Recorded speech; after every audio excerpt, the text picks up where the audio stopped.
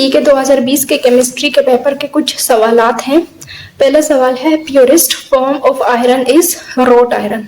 Iron की दो तीन फॉर्म्स होती हैं, wrought iron, pig iron, cast iron. तो सबसे प्योर फॉर्म जो होती है वो रोट आयरन होती है, जिसके अंदर कार्बन की मिकदार लेस देन 0.1% होती है। दूसरा क्वेश्चन है, hydrogen bomb is based on the principle of nuclear fusion. Hydrogen bomb का जो बुनियादी उसूल है वो न्यूक्लियर फ्यूजन है, जिसके अंदर दो हाइड्रोजन के एटम्स को कंबाइन करके, दो हाइड्रोजन के प्रोटॉन्स न्यूक्लियाई को कंबाइन करके ड्यूटेरियम बनाया जाता है, और इस तरह से लाइट न्यूक्लियाई को, बाकी भी हर किस्म के लाइट न्यूक्लियाई को कंबाइन करके एक हैवी न्यूक्लियाई बनाया जाता है, और इस रिएक्शन के नतीजे में बहुत ज्यादा मिकदार में एनर्जी रिलीज होती है।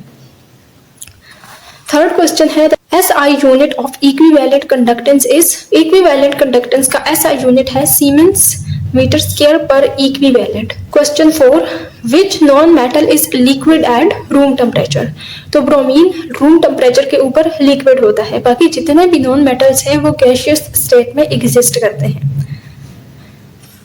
Question number 5, which of the following are the chemical changes. तो बाकी जितने भी ऑप्शंस थे वो सारे फिजिकल चेंजेस थे, जबकि cooking and digestion of food जो है ये केमिकल चेंज है। Question number 6, which of the following is not a mixture. Mercury. Mercury एक प्योर मेटल है।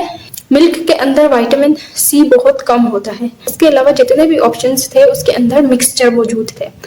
Among the given nutrient, milk is poor source of vitamin C. Question 8, a breath test used by the traffic police to check the drunken driving uses. तो जो traffic police होती है वो drink test करती है drivers का। Drink test से पता चलता है कि आया किसी बंदे के खून के अंदर अल्कोहल मौजूद है या नहीं। अल्कोहल को ब्लड के अंदर चेक करने के लिए पोटाशियम डाइक्रोमेटिक सल्फ्यूरिक एसिड टेस्ट किया जाता है। Question 9, brass gets discolored in air because of the presence of which of following gases in air. तो ब्रास को अगर एयर में छोड़ दिया जाए तो वो डिसकलर हो जाता है, और वो किस वजह से डिसकलर होता है, एयर में मौजूद होती है हाइड्रोजन सल्फाइड, तो वो इसकी वजह से डीकलराइज हो जाता है। Question 10, structure of IF7 is pentagonal bipyramidal. IF7 में सेंट्रल एटम जो है वो आयोडीन है, और इसके इर्द गिर्द 5 मेंबर्ड रिंग होता है, पेंटागोनल रिंग। ये एक प्लेन के अंदर 5 एटम्स प्रेजेंट होते हैं, और ये 5 फ्लोरीन का एटम्स है, एक प्लेन के अंदर प्रेजेंट है, और उन्होंने पेंटागोनल रिंग बनाया हुआ है। एक फ्लोरीन इस प्लेन के ऊपर है और एक फ्लोरीन इस प्लेन के नीचे है। तो ये अगर इसके साथ हम मिलाएं और ये निचले वाले फ्लोरीन के साथ भी इस प्लेन के सारे फ्लोरीन मिलाएं तो ये एक पेंटागोनल बाइपिरामिडल ज्योमेट्री बन जाती है। What is the chemical name of compound Cu2CO3? तो इसका नाम है कॉपर 1 कार्बोनेट। इसके अंदर कॉपर का जो ऑक्सीडेशन स्टेट है वो 1 होता है। एक कॉपर का ऑक्सीडेशन स्टेट 1 है, क्योंकि एक कार्बोनेट का जो ऑक्सीडेशन स्टेट है वो -2 होता है। तो -2 चार्ज को बैलेंस करने के लिए यहाँ पर 2 + 1 के कॉपर्स होंगे। क्वेश्चन 12 है, इज C2 पैरामैग्नेटिक और डायामैग्नेटिक। तो C2 का मतलब है कि कार्बन का मॉलिक्यूल। तो 2 कार्बन होंगे, दोनों कार्बन के अंदर 4 अनपेयर्ड इलेक्ट्रॉन्स होते हैं। एक कार्बन के अगर लास्ट शेल वाले 4 अनपेयर्ड इलेक्ट्रॉन में क्रॉस से शो करूं, तो दूसरे कार्बन के अगर डॉट से शो करूं तो ये चारों एक दूसरे के साथ बॉन्ड बनाएंगे, तो सारे इलेक्ट्रॉन्स यहाँ पर पेयर अप हो जाएंगे। तो एज अ रिजल्ट C2 का जो मॉलिक्यूल है वो डायामैग्नेटिक हो जाएगा। डायामैग्नेटिक का मतलब है कि it will not be attracted by magnetic field, and paramagnetic means it will be attracted by magnetic field. Question 13, what is the IUPAC name of following compound.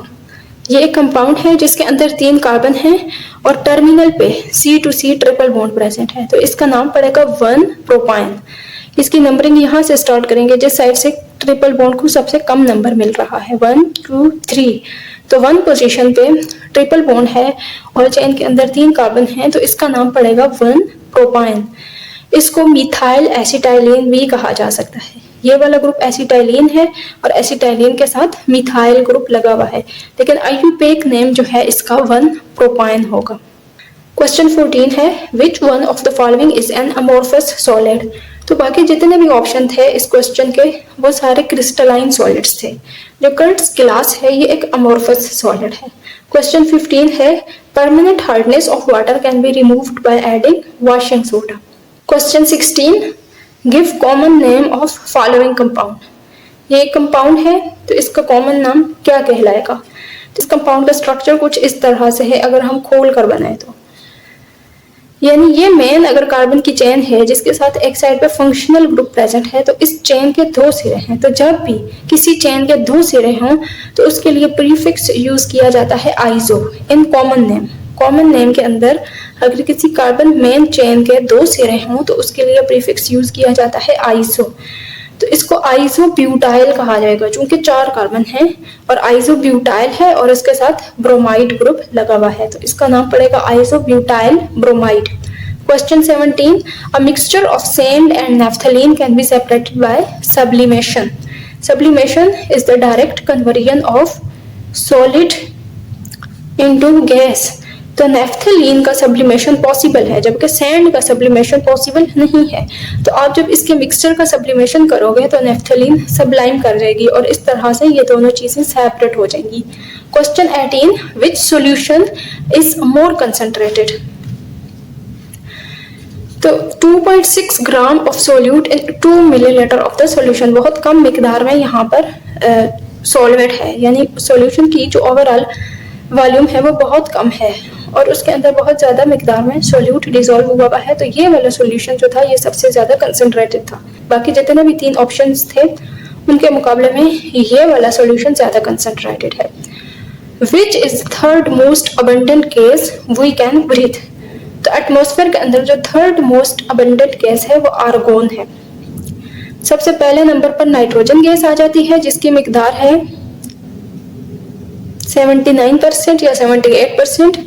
दूसरे नंबर पर ऑक्सीजन गैस आ जाती है जिसकी मिकदार बनती है 21%। तीसरे नंबर पर argon gas आ जाती है। Question 20 which substance does not have melting point. तो ग्लास का शार्प मेल्टिंग पॉइंट नहीं होता क्योंकि ये एक अमोर्फस सॉलिड है। ये एक अमोर्फस सॉलिड है तो अमोर्फस सॉलिड का कोई शार्प मेल्टिंग पॉइंट नहीं होता। No sharp melting point. Crystalline solids का एक शार्प मेल्टिंग पॉइंट होता है। Yellow cake an item of smuggling across the borders. Yellow cake का नेचर क्या होता है जो कि स्मगल किया जाता है across the borders. Yellow cake chemically uranium oxide होता है। यूरेनियम ऑक्साइड के ट्रेड के ऊपर पाबंदी है ऑफिशियली तो इसको स्मगल किया जाता है across the borders. Question number 22 which mixture is homogeneous. Starch और शुगर का जो मिक्सचर है, स्टार्च बेसिकली होता है आटा और शुगर चीनी होती है। तो जब इसका मिक्सचर होगा दोनों चीजें चूंकि सॉलिड हैं तो इनका मिक्सचर होमोजेनस नहीं बनेगा। मेथनॉल इन वाटर, अब ये दोनों लिक्विड्स हैं।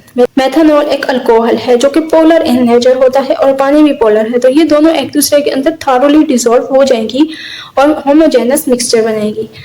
ग्रेफाइट एंड चारकोल का मिक्सचर भी होमोजेनस नहीं होगा क्योंकि दोनों सॉलिड्स हैं और ये कंप्लीटली एक दूसरे के अंदर मिक्स नहीं होते। कैल्शियम कार्बोनेट और कैल्शियम हाइड्रोजन कार्बोनेट जो हैं ये भी होमोजेनस मिक्सचर नहीं बनेंगे। Question 23 cobalt 60 is commonly used in the radiation therapy because it emits gamma rays. Question 24 the MKS system was first introduced by MKS एक सिस्टम है जिसमें M रिप्रेजेंट कर रहा है मीटर को, K इस पर किलोग्राम एंड S इस पर टाइम और टाइम को सेकंड में लिया जाता है। तो ये सबसे पहले इंट्रोड्यूस करवाया था जियोर्जी ने। Question 25 NH3 oxidation number is. NH3 on the whole एक न्यूट्रल मॉलिक्यूल है जिसमें हाइड्रोजन के ऊपर -3 का ऑक्सीडेशन स्टेट है और 3 हाइड्रोजन के ऊपर +3 का ऑक्सीडेशन स्टेट है। तो ऑन द होल मॉलिक्यूल का ऑक्सीडेशन नंबर 0 हो जाएगा। Question 26 sodium carbonate crystal loss water molecule this property is called efflorescence. कोई भी क्रिस्टलाइन सब्सटेंस अपने क्रिस्टल लैटिक्स के वाटर मॉलिक्यूल को लॉस करे तो उस प्रॉपर्टी को कहा जाता है इफ्लोरेसेंस। अब सोडियम कार्बोनेट एक वॉशिंग सोडा होता है जिसके अंदर 10 वाटर के मॉलिक्यूल्स होते हैं जो कि इसके क्रिस्टल लैटिक्स का हिस्सा होते हैं। तो अगर ये उनको लॉस करेगा तो इस प्रॉपर्टी को इफ्लोरेसेंस कहा जाएगा।